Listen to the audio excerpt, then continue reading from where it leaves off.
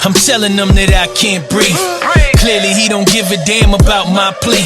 His ancestors used to hang us on trees. Today they identify as road police. You see I'm black, for that I'm a threat to America. My rise is their fall and their fall is evident. Blood on your hands is heavy and in America's closet they see skeletons. They killing us for walking, killing us for... And this is Reunite Sandy Speaks. And today, you guys, we're going to talk about more unfortunate experiences of being black in America. Sesame Place, of all companies, Sesame Place. So I'm not sure if you guys seen the video that's going around of the two young ladies, the two babies, the two young black girls, toddlers, that were shunned by one of the Sesame Place characters. I think his name is pronounced Rosita. Am I not saying it properly? Rosita. So the video shows that him being happy and jovial as he comes down the line, giving high fives, and then when he sees a little black girl, he's like, no, and walks away. Let me go ahead and put it in here so you guys can see it right quickly, okay?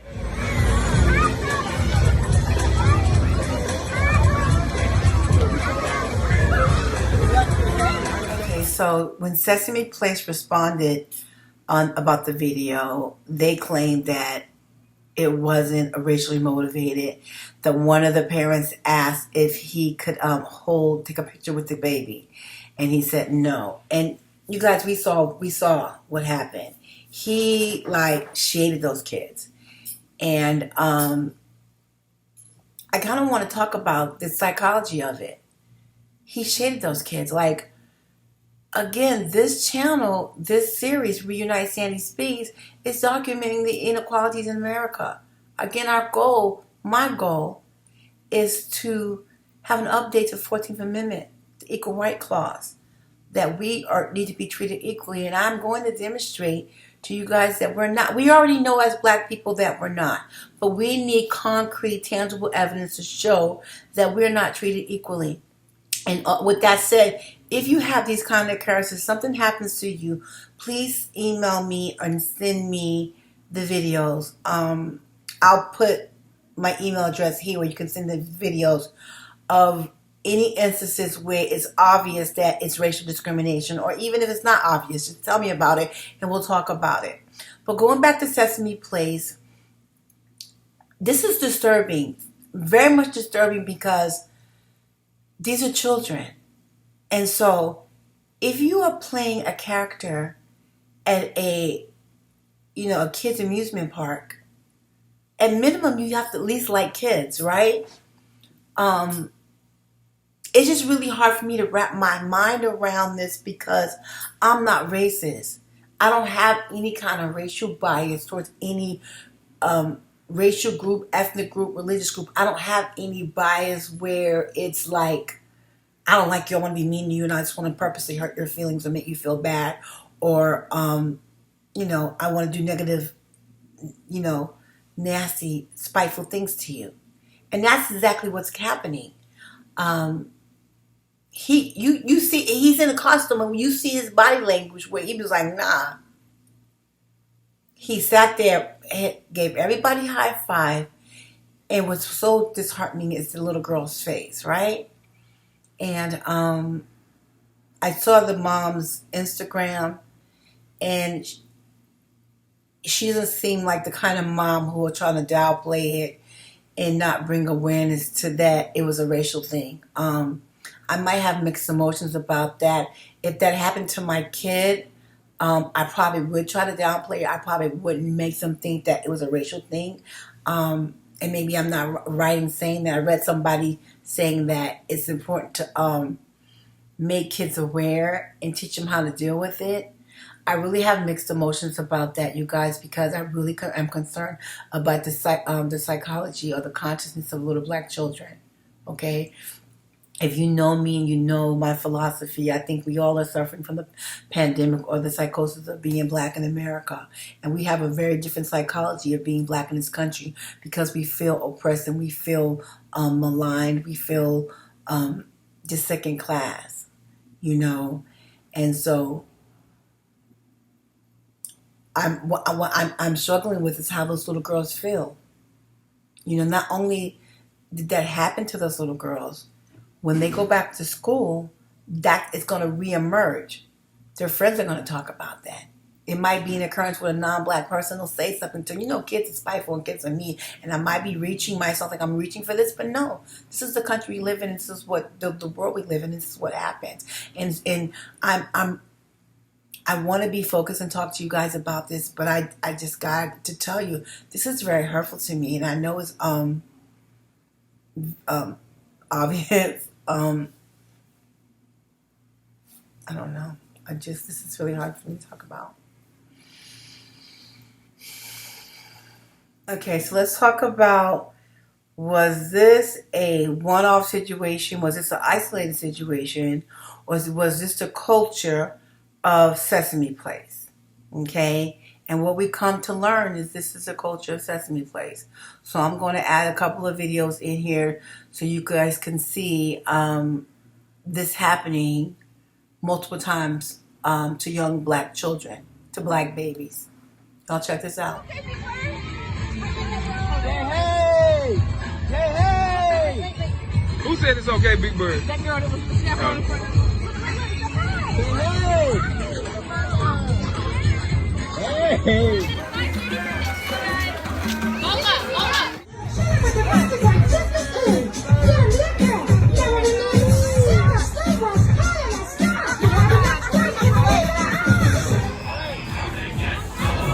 Wow, he went to the white. Guys, this is really concerning because this is obvious behavior. This is obvious behavior, and like it's the culture of Sesame Place in Philadelphia to be mean-spirited to little black children. And so we have to be critical thinkers. We have to think, is this them doing this to little black children? Or could it just be people who work at amusement park with kids and just really don't like kids? No, that's not what it is. Did y'all see how he shaped that girl? Because the thing that is upsetting is that because they're characters, we can't see their face.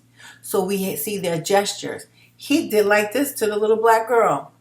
And you see that this must be a thing at Sesame Place in Philadelphia, because the black parents said, let's see what they do. Because even the black parents said, let's see what they do. Because white people, we don't want to just believe that you don't like us because we're black. White people, we don't want to believe that we have this chip on our shoulder and you just don't like us. Sometimes we want to see, is this really, like, do y'all really not like us because we're black? Do you really choose, consciously make an effort to bring harm to us because our skin is black? So here's a compare and contrast, y'all. See what happens with the white girl. When it was a little white baby, what he does. And his body language and his gesture. Check this out.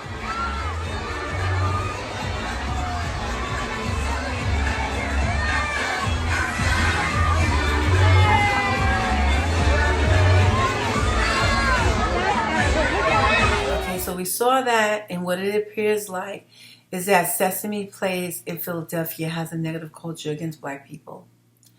It appears like they purposely try to bring psychological harm to little black children. And so, again, you guys, I'm a 20th, and I'm building the Black Party. Here's the logo. We are the people of the Black Party. Black people, we are the people of this country. And in order for this to stop, we have to take drastic efforts to make it go away. Okay? What I'm proposing is that there needs to be a boycott of Sesame Place. They made some lame excuse. They made some lame apologies that we're going to invite the kids back. But after you're being treated that way, after we see this ongoing culture in Sesame Place in Philadelphia, why would we want to go? Why would we want to show up? To a black person who's watching this video, if you have plans to take your kids to Sesame Place, I'm going to urge you not to. Okay? Yes, we are the minority, but we are very powerful.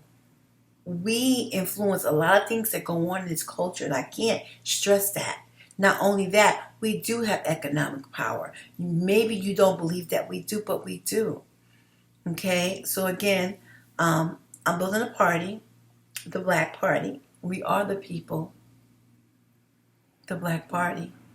And I'm going to be putting together some strategies and movements, campaigns to combat this racism in this country and to fight towards legislation that's going to protect us. If you're watching this video and you're a Black person, you have personal accountability, okay? I need you to be conscious and aware. I'm not asking that every moment of your life is consumed with being conscious and woke and flexing your Black power. But when there are instances like this, we have to not patronize these places. Let me tell you something, you guys. If y'all notice, this is America. We know when Jewish people, when something has say something to Jewish people, or it's an issue with Jewish, like anti-Semitic stuff, immediately it's shut down. And it's not shut down because America values Jewish people more than they value us. I'm not going to go into that too deeply because a lot of Black people don't know. Jewish people are maligned and oppressed and treated badly too. But it doesn't affect them to the degree in which it affects us because they have the culture of, if you say something about Jewish people, we're not messing with you. We're not rocking with you. If you harm one of them, they rocking together. If some anti-Semitic thing happened at Sesame Place, it wouldn't be a Jewish person in that Sesame Place. Okay? And I'm telling you that because that's how they're raised. They're raised to love self, to love their culture, to love who they are, their identity. They are taught and they're raised to have loyalty and words I'm looking for, the words are not coming. They are raised to have this unity, to love themselves. See, for me, I'm like that. Okay, I wasn't taught this by my mother. It's intuitive to me. I love being a woman. I haven't gotten to that part on this channel about my stance on being a woman and feminine. But I'm a Black person. I'm an American. I'm a New Yorker. I'm not proud to be a Californian. I'm in California, been here a long time, but I'm not proud to say I'm a Californian. I'm very embarrassed by being a part of California. But as being all the things that make me who I am, I'm proud of that. And I fight for that. And I'm going to rally for mine. So I hope I'm making sense to you guys. And when I do the comparisons of Black people versus Jewish people, and sometimes you guys will come and y'all listen to me, y'all twist my words. I'm not insinuating that they're better than us or anything, and I'm going to beg you not to negatively perceive what I'm saying. I'm saying to you that this we see at one of the most popular amusement parks or kid places in this country is anti-Black. And if we want to live in this country happy, harmoniously, and we really want the anti-Black behavior to cease, we as a group cohesively has to stop that. If you're a Black person and you find yourself at Sesame Place in Philadelphia, I don't know how to say. See, my biggest thing is I don't want to chastise Black people. We are made to feel negative, bad, wrong, stupid, dumb, less than. It's so many negative words are associated with us. So I'm not in the mind to chastise you. Okay? I'm saying to you, as a Black person, you have to make it stop. If you're thinking, okay, I had this trip planned for my kids to go to Sesame Place, this is kind of messed up, but I don't want to disappoint my kids. No. That is the mindset and the consciousness is keeping us here. I can't say this enough. They are not going to free us. And it has something to do with the WSCC, but it also has to do with the idea of power in human nature.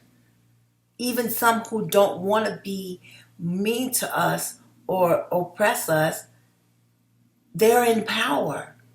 And just think about it. If you empower something, if you're in control of something, an organization, a class, a group, think about how you feel about relinquishing your power. Many of them don't want to relinquish their power because they're in power here. But the fact is, we belong here. This is our country, and we contribute to this country, and we don't deserve for this to continue. And in order for it to stop, it said we have to make it stop. I want to say this to you because, again, I've been hanging out with them since I think I was like 12, 13. And one of the reasons why they don't respect us is because they see how we don't stick together. They see how, I'm not going to say we all don't stick together, but they see how there's some weak links in our organization, in our group, There's some weak links in our group. And I know part of it's like, well, I'm just going to go because it's not going to change anyway. I'm going to go anyway. But I'm asking you, I'm imploring you to have some black self-esteem. I talked about this years ago. I talked about this before on this channel. Maybe a couple years ago was an issue with Starbucks, where they arrested these boys who were hanging out at the Starbucks waiting for their friend to have a meeting, and they had them arrested because they wouldn't leave. You guys, I didn't go into Starbucks for years. I mean, I probably only been in Starbucks maybe once or twice. Like, real talk, and this has been a few years. I've said this before. I'm in Los Angeles. It's a Starbucks on Melrose. I used to like to go hang out with my laptop and go in there and work. As a black person, I was embarrassed to go into a Starbucks because I have racial pride. If a company or organization obviously does something to bring harm to black people, to show that it's anti-black behavior, racist behavior, I'm not going in that store. I'm not patronizing that organization because I'm going to be very honest. It's my ego. I wouldn't want non-black people to see me in here because this is what they think about us. I want to tell y'all. I'm going to keep it 100. When these things happen to us and they still see us in the store buying stuff, patronizing the company, they look at us sideways. This is one of the reasons why they think less of us and think like we are less than them, that we're beneath them. Because they think some of us don't have the racial pride or the discipline, the self-esteem, the self-worth to say, you know what, you're not going to get my money. And it takes that. It's dignity. It's self-esteem. It's self-worth. And so, again, I'm building a black party. We are the people, the black party. And one of the strategies I plan to employ is the power of boycott. So what I'm saying to you guys is that we need to boycott Sesame Place. We need to boycott Sesame Place until something is done. Till they do some type of action. I don't know what to say because it's not just that guy. This appears to be the culture at Sesame Place in Philadelphia. I hate to even put that on San Diego, but it's the brand, it's the brand, it's the brand. So black people. And then y'all gonna be like, well, you don't have no kids, right? You know, I'm trying to be devil's advocate and think how you guys might be thinking. Like, you know, because I just know if I promise to take my kids somewhere, it's summertime, and we got 4-year-olds, 5-year-olds, and we're like, we're going to Sesame Place, and they have a favorite character. You know, you guys, y'all know I started telling my damn antelope story. When my kids was little, I used to put my daughter was little. My girlfriend gave me these Teletubby videos. She sat in that damn chair, was quiet for like 30 minutes with the Teletubby video. Okay, she knew all the Teletubbies. Okay, so if I plan to take my daughter to a Teletubby place And we've been talking about Teletubby for all year long, and summer's here. And this happens at a Teletubby place. Y'all, I'm not taking my child to the Teletubby place. I'm sorry. I'm going to make up a story. I'm going to lie to her. I'm going to say, look, we're not going there. And I'm going to be, I'm going to tell y'all the truth. I do got kind of a big ego. My ego wouldn't let me be seen in these places. Okay? I'm being so honest with y'all. My ego would not let me be seen in these places, in companies that blatantly discriminate and bring emotional harm to black people. So, listen, we gotta take action. If you see this video, share this video. If you see this video, please subscribe to this channel, because YouTube is doing all they can to prevent me from sharing my videos. I'm getting views because I'm active on social and I'm taking action to bring awareness to my party. We are the people, the Black Party. I'm taking action to bring awareness to my goals and my objectives of liberating black people, for there to be an update to the 14th Amendment. And there must be. Look what we just saw. How do we, you know what I'm going to ask you to do? I'm going to wrap this up. I shared this with you. I'm going to ask you really very nicely. I'm going to beg you, please, to share this video. If you have any issues with my delivery, whatever I do, I am open to criticism. I want to be the best I can be for you. So if I'm doing something wrong, if you would prefer that I did something better, whatever, because I have a journey, I have a long journey, and I need y'all to come and rock with me. What happened to those children is unexcusable. But it talks about the racial climate in this country. And the only way that these type of things are going to stop happening if we take action. So I'm imploring the power of the boycott. Boycott Sesame Place. Listen, I'm the 20th, and this is Reunite Sandy Speaks. Killers in the homes, we had Sandra Bland's and Trayvon Martin's. If when you kill us, your family was a target. If your children was orphans, will you have compassion the next time you approach us? Yeah, we fed up, this is built up. Your city up in smoke, homeboy, we had enough. And I ain't enticing riots of violence, heighten the climate. I'm saying you smack me, I'm punching you in your iris. Retaliation is prescribed in both Bible and Quran. In the matters of the slang, see an eye for an eye, especially if the Justice Department do not comply.